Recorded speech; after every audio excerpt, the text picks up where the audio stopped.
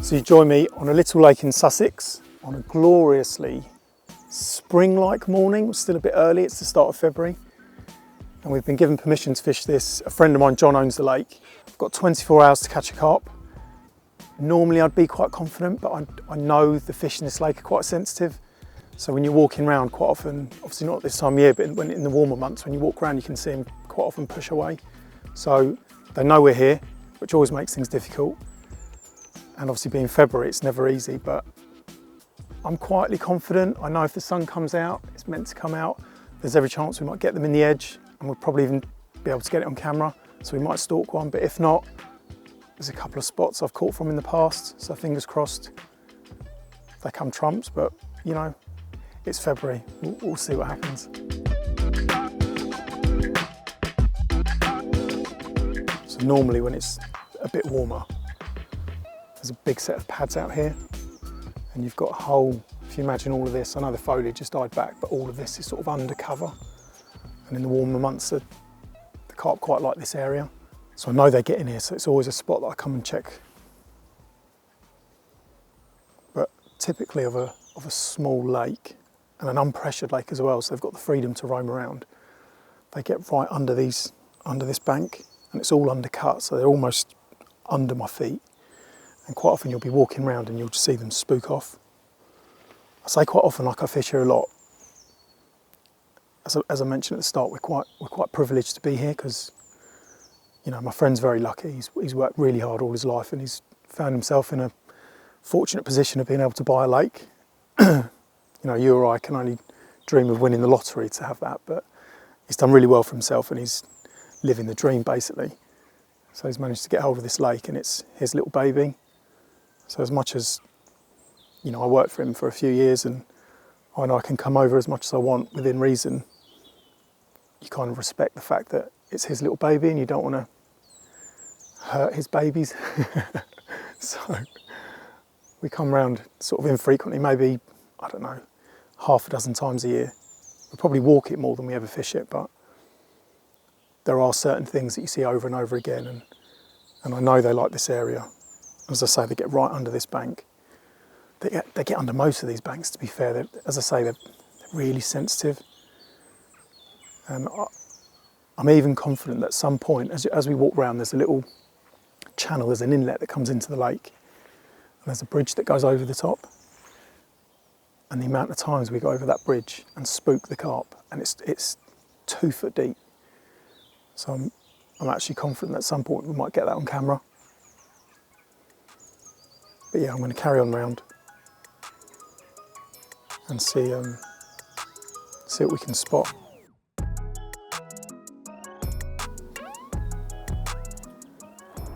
Literally right here. They like this channel, and they know obviously when you're on the bridge, because the sound is obviously much louder under the water. I don't know if you've ever stuck your head in the bath and knocked the side of the bath, and the sound, it seems so much louder. Anyway, quite often when you walk over this bridge, they spook. I've had a few here in the past, literally just down here. 2nd of February, and we're stalking carp. So I've just been watching 2 fish to my left, and as I've turned around to walk away from the bridge, just seen a big cloud here. So I think they were probably sat behind me, and as I've moved, I've spooked them. I'm hoping they come back. They obviously like it must be a bit warmer.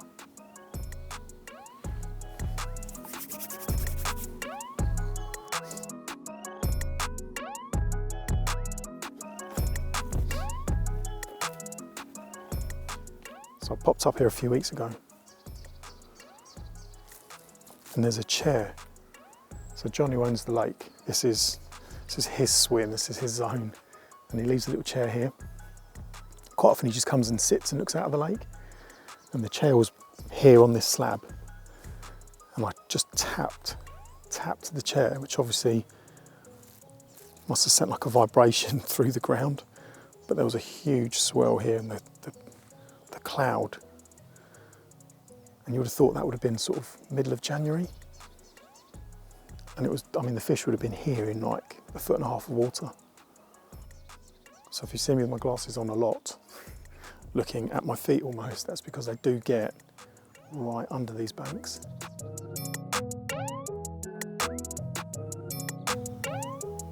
So this morning when the sun came out, I'm trying to see where the camera's looking, but roughly just over those trees, just as it was creeping over. It was lovely here, like really mild. And I mean, if I was a carp, that's where I'd be.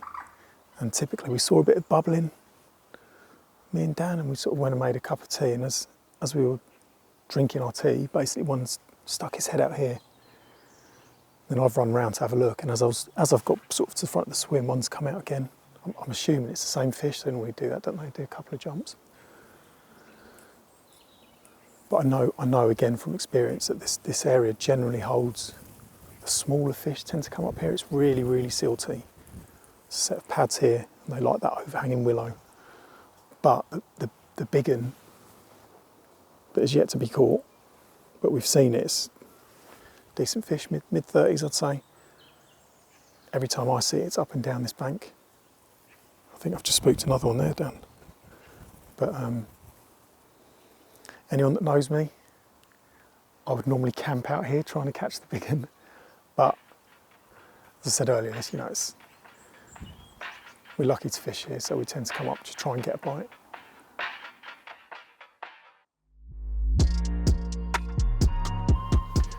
So, come up with a little plan. I'm going to go on the opposite bank, mainly because I can see the most water. So if anything, I'm really funny with small like bubbles or a bit of coloured water or any movement. I know obviously everyone's different, but I'm quite a reactive angler. I said that earlier to Dan, but I don't know if I've made that word up, but I angle best when I see things, I react to things. So the other bank gives me that, you know, I can see a lot of the water. We've also made a little hut which makes life a bit easier, so I can camp under that for the night. But yeah, barrel's loaded.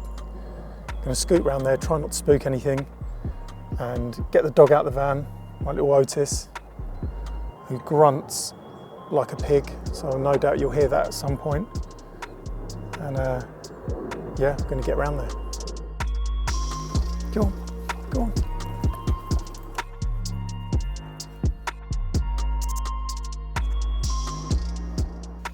So I've got round to the swim on the other bank I was talking about, with our little homemade shelter, which is something we knocked up during lockdown. Like a lot of people with work paused, I guess. We did a few work parties on the lake, and this is one of the little, well, it's one of our little projects.